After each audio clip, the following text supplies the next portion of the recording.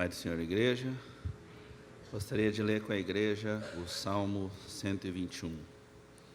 Eleva os meus olhos para os montes, de onde me virá o socorro? O meu socorro vem do Senhor, que fez o céu e a terra. Não deixará vacilar o teu pé, aquele que te guarda não toscanejará. Eis que não toscanejará, nem dominará o guarda de Israel. O Senhor é quem te guarda. O Senhor é a tua sombra e a tua direita. O sol não te molestará de dia, nem a lua de noite. O Senhor te guardará de todo mal. Ele guardará a tua alma. O Senhor guardará a tua entrada e a tua saída, desde agora e para sempre. Senhor, graças te damos por esta manhã, em nome do Senhor Jesus. Amém. Podemos sentar. Bom, o Salmo de Davi são poesias, ao mesmo tempo que são uma forma de oração. Não é meramente uma poesia, não é meramente um cântico, porque cântico não é apenas cântico. Por isso também chama louvor, porque se dirige a alguém, se dirige a Deus. E também, o Salmo é uma forma de conversar com Deus. Então, o Salmo 121, ele começa com o ensinamento da transcendência, porque ele fala: levantarei os meus olhos para os montes, de onde vem o meu socorro? Quer dizer, isso aqui, alguns salmos vêm com interrogação, não é? Porque você eleva os olhos para os montes, mas não vem de lá o socorro. Então, o Salmo, ele é uma forma também de perguntar para si mesmo. Eleva os meus olhos para o monte. Mas você fica olhando para os montes, distante, a majestade do monte, porque a natureza, ela dá um ensinamento sobre a grandeza de Deus. Os primeiros passos da humanidade na direção do divino, da busca do ser superior, foi olhando para a natureza. Desde os primórdios da criação, desde os tempos mais antigos, nas sociedades mais antigas, entre os romanos, entre os gregos e ainda os mais antigos, eles começam a pensar em Deus e na religião exatamente na hora que eleva os olhos para cima. E elevar os olhos para o alto é um sinônimo da verdadeira religião e da fé. E ficar com os olhos fixos para baixo é realmente o sinal da incredulidade e da perdição, porque as pessoas ficam olhando para baixo, para o chão, para a terra, e esquecem de olhar para o alto, porque é onde dá o primeiro sentimento de busca da divindade, de busca do Deus verdadeiro.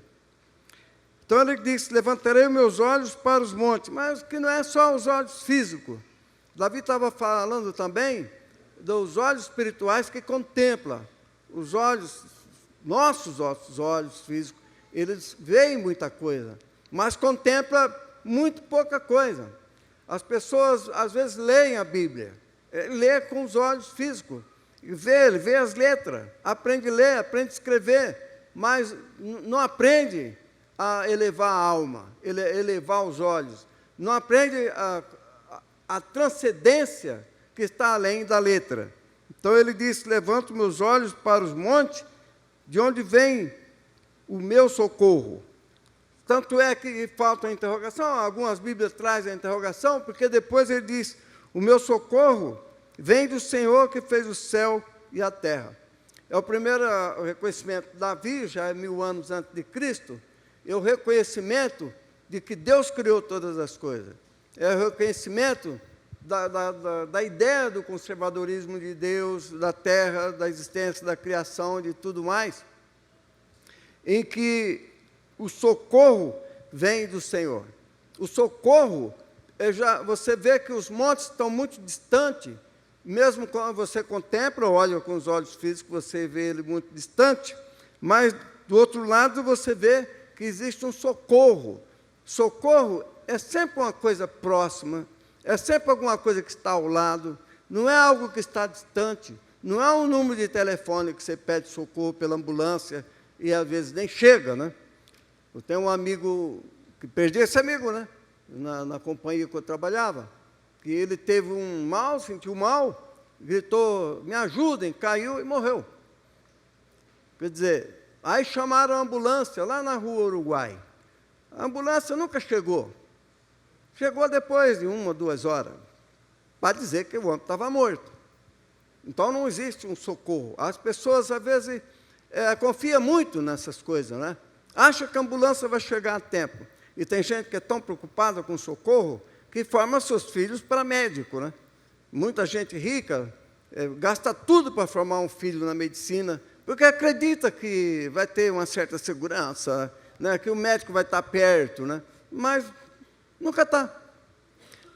Quando Davi faz essa oração, o meu socorro vem do Senhor, e ele mostra que esse Senhor é o Criador.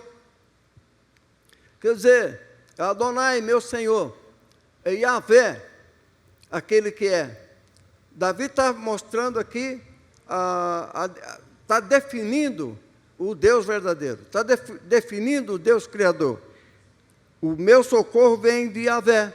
Às vezes, algumas Bíblias, versão Peshita e versão de várias, traz Alauhá, Deus, ou traz Yahvé, o Adonai, que é o meu Senhor, que fez o céu e a terra. Quando Davi diz que o Senhor que fez o céu e a terra, ele não está dizendo de uma forma simplória, como ensina nos livros de escola. E ensina como se fosse uma coisa, quer dizer, na escola nem sequer ensinam que Deus fez o céu e a terra. Eles ensinam que a terra, apareceu, e apareceu o homem, apareceu todo o espaço e tal, e apareceu todas as coisas, né? E Deus fez assim, e nasceu todos os pássaros, as formigas e tudo mais. Tudo num passe de mágica, né? A criação ensinada pela ciência nas escolas, principalmente as escolas médias, não a faculdade bem superior, e na parte quando vai estudar a ciência em profundidade, ensina essa simplicidade assim da criação. Mas quando se estuda os cursos mais avançados de física, de astrofísica, mostra que a criação pode ter sido de uma forma que o homem não pode alcançar a natureza da criação, de como foi, o know-how, como, afinal. Pode ser um Big Bang, uma grande explosão, pode ter sido em vários milhões de anos, porque na velocidade da luz tudo foi criado. Você lê em Gênesis, e Davi conhecia o livro de Gênesis do começo. Quando começa a criação, se você olhar nas interlinhas, sempre tem a palavra or, que é luz. Tudo foi criado na velocidade da luz. 360 mil quilômetros por segundo elevado ao quadrado, é um número inimaginável. E depois que a Terra esfria e tudo mais, então é muito complexo. É claro que Davi, quando falava em termos muito poéticos, próprios do Salmo, né? Eles, quando imaginavam, eles só pensavam nisso dessa criação pura e simples. E a criação da maneira mais simples de você pensar, é exatamente pelo poder da palavra. É a palavra que tem o poder criador. E é a palavra que tem o poder de sustentar a sua fé. Se a pessoa que tem fé, ela confessa a fé, alimenta a fé e permanece na fé. Por isso que a pessoa vem ao culto para ouvir a palavra. E quando você lê um salmo assim, sua fé é alimentada, porque ela é fortalecida mediante a palavra, o poder da palavra. O versículo seguinte, ele vem a dizer, não deixará vacilar o teu pé, aquele que te guarda, não tosquenejará. É uma palavra que diz que não precisava ser dita, não é? Evidentemente que Deus não cochila. Quem cochila é o homem. Mas por que Davi faz essa oração? Ele faz para alimentar a sua própria alma, para que ela fique segura de que Deus é o Deus que é. Não é o homem que dorme, não é o guarda da esquina que toscaneja, não é a sentinela que dorme. Quando serviu o exército, eu vi história de pessoas que serviu o exército, soldado, que quando serviu o exército é assim, você faz o plantão com um fuzil assim, e ele tem uma ponta, né? Uma vez a baioneta, e o guarda estava lá de guarda, ele cochilou, pá, a baioneta matou ele. O guarda do exército. Então, mas Davi está dizendo que o guarda de Israel não te deixará vacilar o teu pé. Sabe que essa é uma das grandes confianças que a pessoa tem que ter, que Deus guarda os teus pés. Mas você vê que tudo que Davi fala aqui está no mundo da contingência de que é possível que haja tropeço. É possível, porque a desolação está aí. Você não pode dizer que o crente não corre nenhum risco, não acha nenhum obstáculo, não tem uma calçada com um buraco, não tem terreno com oscilações, com elevações, com defeito, e que faz você tropeçar e cair.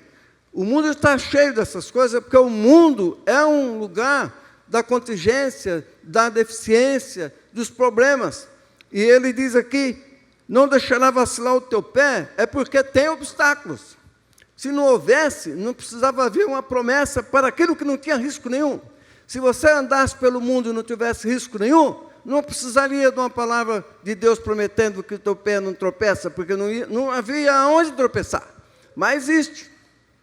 Logo que você sai daqui, começam os problemas, os obstáculos. Sempre tem obstáculo na frente, no seu caminho. Mas a Bíblia diz aqui, o salmista, que não deixará vacilar o teu pé aquele que te guarda. Porque ele confiava nessa guarda pessoal. O judeu não pensava num anjo da guarda. Quando nós éramos pequenos, né, todos nós pensávamos, principalmente os católicos, né, o bom católico. Eu, como fui um bom católico, eu sempre pensava que eu tinha um anjo da guarda. A minha mãe tinha uns quadros com um anjo e uma criança andando assim na beira de um precipício e o anjo com a mão estendida. Essa ideia que se passava para as crianças não é uma coisa má em si mesmo, não há maldade nisso. Ninguém adorava o anjo, não precisa a pessoa ficar apavorada. Oh, anjo da guarda é coisa da Igreja Católica. Não é, isso não tem nada a ver. Mas o que guarda, pode ser um anjo te guardar, é verdade. Mas o que te guarda é o Senhor. Davi diz aqui, não deixará vacilar o teu pé aquele que te guarda. Ele não cochila. Ele está sempre atento no seu caminhar, não é verdade? Não é? Não é verdade? Tá, ela veio aqui trazer água para mim. Vem cá. Ei, pronto, aqui, Deus te abençoe. Está aqui. Dá a mãozinha aqui. Está vendo? Ela confia, por exemplo, para ela, eu sou como um anjo da guarda para ela. Ela fala, estou tão seguro aqui. Não é? A criança é assim. Por isso que a Bíblia diz, Jesus diz, se você não se tornar como uma criança, não entra no reino dos céus. Uma criança está no centro, quer vir aqui, fica aqui, ó. Você viria? Não. Só ela mesmo. Ela chegou hoje ali, me cumprimentou e tal, e agora está aqui, ó. Então, veja bem, Davi acreditava nessa possibilidade. Aquele que te guarda. Aquele que te guarda, diz, não toscaneja. Eis que não tosquenejará, nem dormirá o guarda de Israel. Então, Davi, ele acreditava nessa onipotência divina que guarda uma nação e, ao mesmo tempo, guarda o cidadão de uma nação. Guarda uma pessoa pertencente à nação. Só Deus poderia fazer isso, não é mesmo? Então, você vê que a fé de Davi, ele tinha o sentimento da onipresença divina. Porque quem guarda uma nação e guarda, ao mesmo tempo, um cidadão da nação, ele é onipresente. Davi tinha isso. E são palavras que você cria promessas. Eu, por exemplo, tenho uma prima que ela antigamente não era cristã, era do ocultismo, e ela brigou comigo, eu fui em Recife, e aí, no quarto dela tinha uma imagem lá, você sabe, né? E ela falou, se preocupa de dormir no quarto? Eu pensei, não, pode deixar o santo tranquilo aí. Eu tenho certeza que o santo não quer fazer nada comigo, dormir, pode ficar sossegada. E ela toda brava comigo, né? Toda valente. Passaram-se os anos e ela me ligou. Chama Ivone. E ela disse, me desculpa, me perdoa, eu me converti. Estou na igreja Deus e Amor. Eu abandonei tudo aquilo. Falei, tudo bem, você me perdoa. Imagina, se eu ia guardar mágoa, né? Então, Porque Deus é quem nos guarda. É Deus quem nos protege. É algo assim, a pessoa diz assim, é incrível acreditar que Deus possa te guardar. Às vezes as pessoas dizem, é inadmissível acreditar que Deus possa estar do seu lado. Oh, Deus, tão poderoso, tão grande, tão magnífico, Criador do céu e da terra, do seu lado, é muita coisa. Por isso que as pessoas têm dificuldade de acreditar que Deus guarda. Porque guarda é um verbo do guarda-noite, do guarda da esquina, do guarda de trânsito, da pessoa que guarda. Mas aqui ele está dizendo que é um guarda sobrenatural, porque ele guarda até daquilo que você não viu. Olha, às vezes você pensa assim, olha, quem me guardou? Você fica assim, e algumas pessoas assim, olha, nesse caso só Deus. Todos os casos é o caso de Deus. Às vezes você está viajando, você descuida um pequeno movimento no volante, e você vê passar um carro numa velocidade de 130 km, e você diz, oh, se você fizesse um desvio de 2 milímetros, você voava pelos ares. E você vê que isso é só. Por quê? Como que aconteceu esse livramento? Foi Deus. Então, não tosquenejará. O Senhor é quem guarda, o Senhor é a tua sombra, à tua direita. Olha, essas coisas de estar à direita ou à esquerda são apenas questão semântica. Deus está à direita e está à esquerda. Está à direita não é necessariamente à direita no sentido de local, de lugar que nós imaginamos, que é a nossa direita. Estar à direita está na proteção a todo lado. Não tem um lado específico que Deus diz, é só à direita que eu guardo. Estar à tua direita significa estar à tua volta, estar presente. Não é só do lado direito ou esquerdo, como você diz, bom, do lado esquerdo eu não posso, porque Deus não vai me guardar. Ele só guarda quando eu viro à direita. Não tem realmente um sentido de lugar. O Senhor é quem te guarda.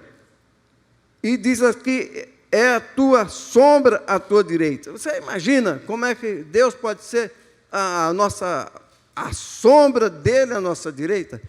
Porque a sombra é como se... O judeu pensava muito em termos de um Deus pessoal, de um Deus humano, um Deus com a figura de um homem guerreiro, um Deus de uma forma que tinha um certo sentido de uma pessoa, e ele projetava uma sombra. Ele disse, é Ele quem te guarda, o Senhor é a tua sombra à tua direita.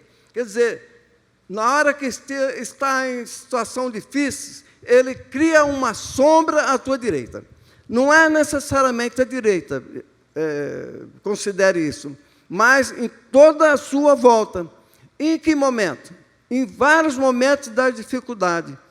É a sombra que protege. Como é que é essa sombra? A sombra que protege dos seus problemas financeiros, a sombra que protege dos seus problemas de saúde, a sombra que protege da sua necessidade, a sombra que protege dos seus negócios, da sua empresa, da sua casa, de tudo que você tem, a sombra que protege dos seus investimentos, a sombra que protege é a sombra de Deus.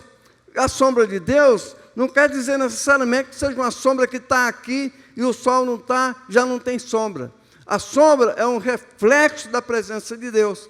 Não é um reflexo do sol que bate no gigante, mas é a própria essência divina que está à sua volta. Isso significa sombra. A sombra dos discípulos que curavam o enfermo não era necessariamente a sombra projetada pelo sol, mas era a presença que significava sombra.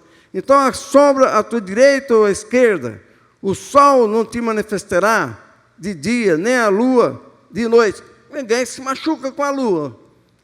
O sol, ele tem um sinal realmente de poder machucar as pessoas. Se você sai nesse tempo quente, de tempo de poeira, de tempo de sol insistente, né?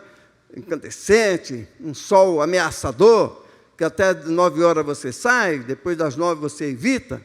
Pois é, então o Senhor que te guarda, quando eventualmente você está num sol além da medida. E a lua? A lua é mais no sentido de noite do que de presença de luz, de lua, porque a luz da lua ela é muito poética para fazer mal. Todos os versos dos poetas, quando se fala de lua, se fala de coisas do idílio, do belo, do sonho, da tranquilidade, da graça, a noite iluminada, a lua. Ela só tem o significado que diz que a lua não te pode afetar, quando se refere à escuridão. A lua sempre está em relação à escuridão de uma forma mais fraca do que o sol. A lua, ela ilumina em muitos cantos, mas em muitos cantos talvez não. E a lua, então, não tem um significado da presença, da boa presença da natureza, como o sol, por exemplo. O sol, ele é considerado o rei do universo. Já a lua, ela reflete a luz do sol. Ela não tem vida em si mesma, ela não tem luz em si mesma. O sol tem. Mas o sol pode ser muito forte, ser muito fraco. Vocês veem o sol que está dando sinal de decadência, não está? O sol nunca teve uma situação em que a idade dele se faz presente. O sol ele já comprou a muleta. Ele já fez buraco lá que cabe não sei quantos mil terra. Milhares de terra cabem numa cratera que o sol criou há poucos tempos atrás. Então, o sol, ele é um astro ameaçador. Ele está assim, não é? E você olha que parece que ele uma hora está bom, depois, de repente, ele está explodindo, ele está esquentando demais. Sabe por quê? Os cientistas afirmam que, na verdade, ele não vai esquentar até um limite excessivo. Ele vai esfriar. E para esfriar, ele tem que esquentar, entrar em decadência, criar problemas, explodir, ficar bem claudicante, ficar ruim, e depois ele começa a esfriar. E o cientista, em 1836, ele disse que o Sol ele vai esfriar, encolher, se esfriar, a lua para de dar o seu brilho, e ele vai se deslocar em alta velocidade, e na velocidade da luz, e explodir, como disse Pedro. Pedro profetizou a respeito dessa coisa incandescente, que passará o sol, as estrelas. Jesus também falou isso. Mas o sol, nesse interregno, enquanto ele não chega ao seu fim, ele mostra a sua beleza, a sua feiura, a sua bênção e a sua maldição. O sol não é uma coisa perene, sempre boa. Ele sempre produz alguma coisa boa e sempre produz alguma coisa que estraga. Ele se mantém aí porque existe uma lei para ele. Mas, como tudo vai entrar em decadência, ele também vai. Mas o sol, de qualquer forma, é o que diz o Senhor aqui, que diz a palavra. Ele é quem te guarda. O Senhor é a tua sombra à tua direita. O sol não te molestará de dia, nem a lua de noite. O Senhor te guardará de todo mal, guardará a tua alma. É isso que é muito importante. Guardará a tua alma. Então, aqui, Davi desenvolve o pensamento que Deus não guarda só as suas finanças, a sua saúde, o seu bem-estar, a sua riqueza, te guarda na pobreza, te guarda no que você tem, também do que você não tem, e te guarda a tua alma. Então, Davi, ele tinha um pensamento que já transcendia os bens materiais. Guardará a tua alma, nefesh. E a alma para o judeu não era essa divisão tridimensional como usou Paulo. Paulo foi muito influenciado pela filosofia grega, mas o judeu não tinha essa definição de corpo, alma, espírito, soma, pneuma, e sarque, carne, etc. Ele era nefesh, era todo. Eu acredito muito, acho muito interessante a definição hebraica de nefesh para o ser humano como alma, porque ele é uma coisa integral. Você é alma, você é corpo, você é espírito. Ah, mas você acha que você é tridimensional? Tudo bem também, quem quiser achar que tem essa natureza tridimensional, não tem importância, porque também tem a trindade, que é tridimensional. O Senhor te guardará de todo mal, guardará a tua alma, o teu nefesh. Então, Davi, ele evolui, porque quando ele eleva a alma, ele não eleva a alma, porque elevar a alma é uma forma de oração. Você pode orar à medida que você está andando e vendo os montes, vendo as coisas e tal, sua alma se eleva. Quando diz eleva os olhos, também tem um sentido de elevar a alma. É como a oração. Quando você faz oração, você eleva a sua alma. E elevar a alma não é uma coisa própria dos ateus, é própria dos cristãos, é própria de quem crê em Deus, que crê na existência de Deus, na existência da alma, na existência do Espírito, na existência das coisas não materiais. Aí, então, sua alma, para ter essa comunhão com essas coisas do mundo exterior, do mundo sobrenatural, do mundo onde habita anjos, o Espírito Santo, Deus, Jesus e tal, só você elevando a alma. Quando você eleva a alma, você entra em contato com o divino e essas coisas passam a fazer parte da sua vida, passam a cuidar de você, à medida que você eleva a sua alma. O Senhor guardará a tua entrada e a tua saída, desde agora e para sempre.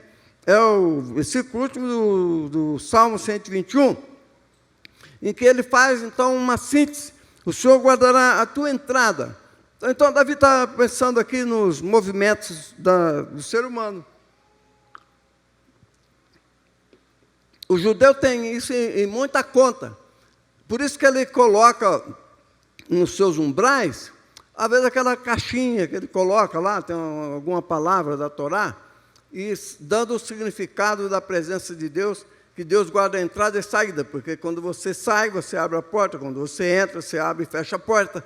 Então, Deus está dizendo que Deus te guardará a tua entrada e a tua saída. É evidente que não é somente quando você entra e sai da sua casa, mas em todas as entradas e saídas da sua vida.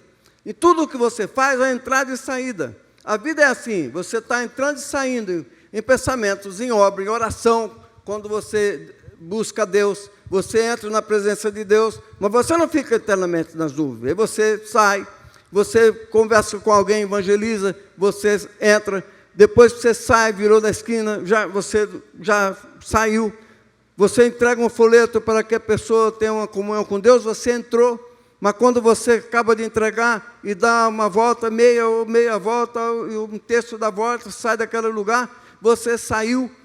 Você encontra uma pessoa no elevador, que eu encontrei essa semana e todos os dias. Então, você entrega um folheto, você entrou na presença de Deus, quando a pessoa pega e guarda e olha e tal, você saiu daquele movimento. Então, Deus te guarda na entrada e na saída. E se não fosse assim, o nosso Deus seria parecido com Júpiter, que estaria muito ocupado para atender o povo, só atendia o imperador. E assim mesmo ele tinha que fazer muita coisa, muito altar, muito fogo, muita coisa e tal, para ser atendido.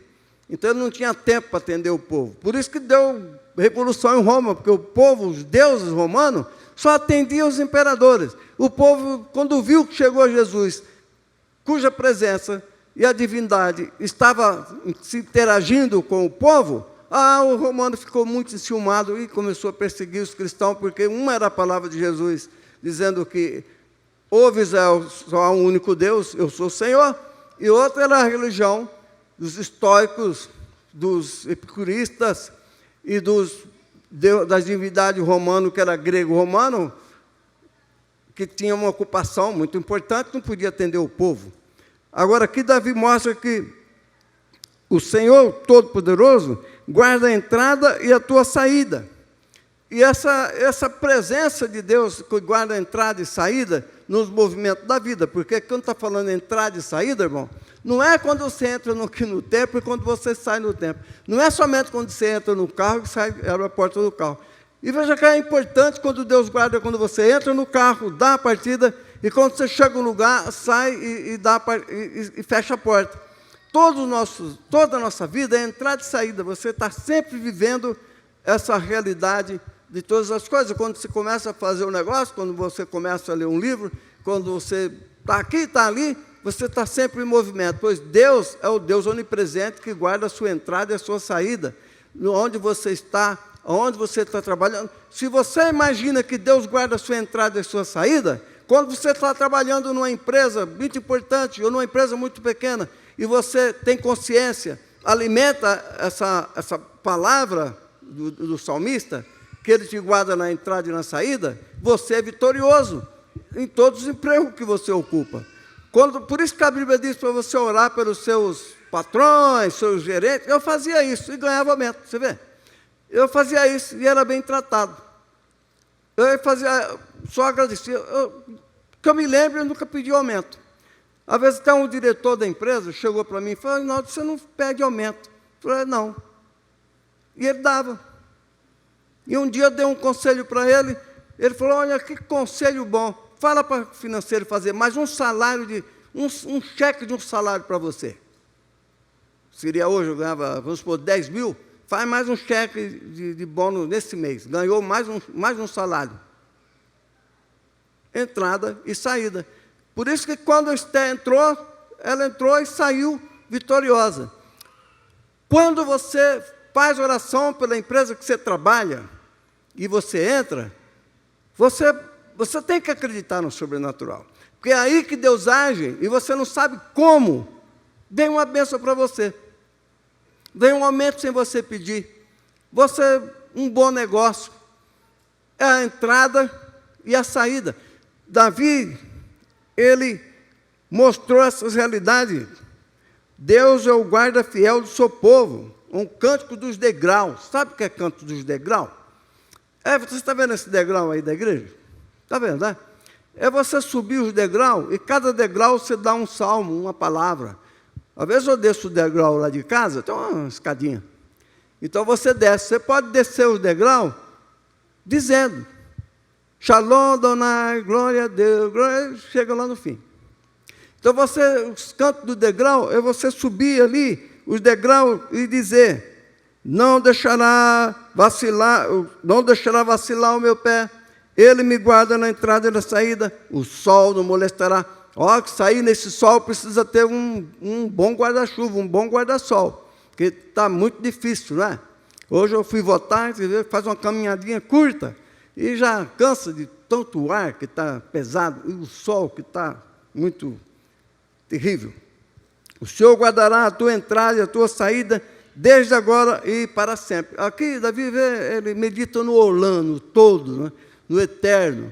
Ele medita de que essas coisas que Deus opera, não opera como o anjo da guarda tradicional.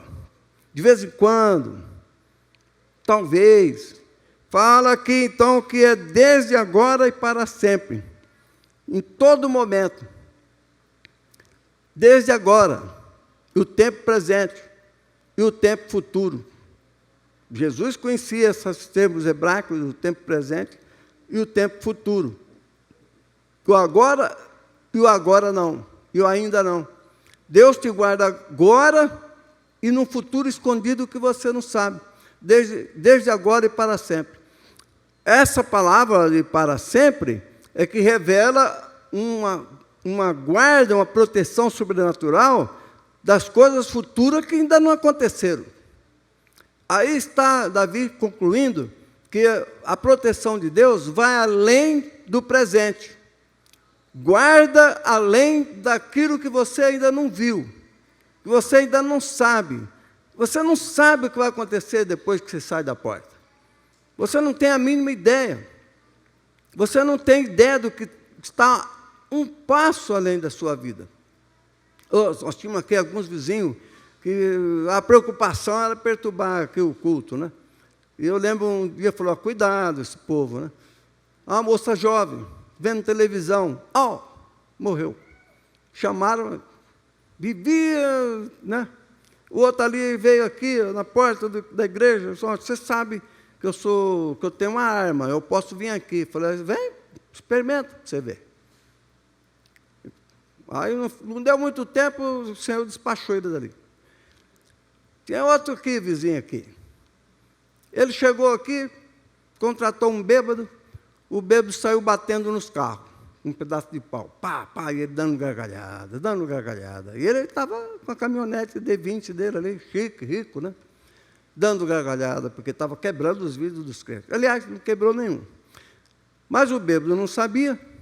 Chegou no carro dele, pá, quebrou o vidro. Aí ele gritou, não, já era tarde. Também morreu. Aí chegou um dia lá e começou com essas brincadeiras, morreu também.